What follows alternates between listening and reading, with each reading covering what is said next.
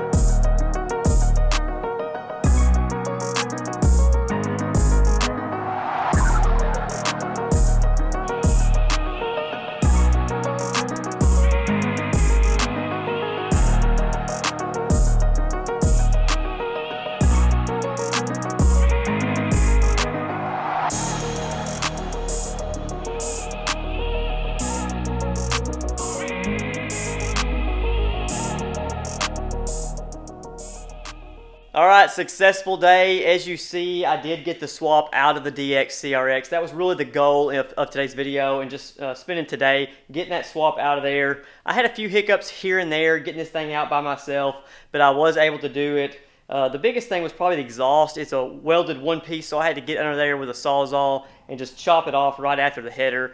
There was no connections whatsoever. It was just a straight weld all the way back. So not a big deal. That was probably a knockoff header anyway. It doesn't look like a name brand or anything like that. I'm not going to be using that on the swap. There's going to be a lot of stuff to do on this engine just to clean it up, a little bit of maintenance here and there, and pull the clutch out, check it out. The engine or the transmission is going to be coming apart anyway because I got to figure out why it's stuck in gear. This car here, I'm really pretty much done with it. I'm not really going to be spending much time on this car at all. I'll probably need a few parts here and there for the yellow CRX. So I'm going to hang on to this thing. I'm probably going to just put the hood back on it, roll it back out, cover it up or whatever, in case I need some parts like I've been saying. It's handy to have a parts car.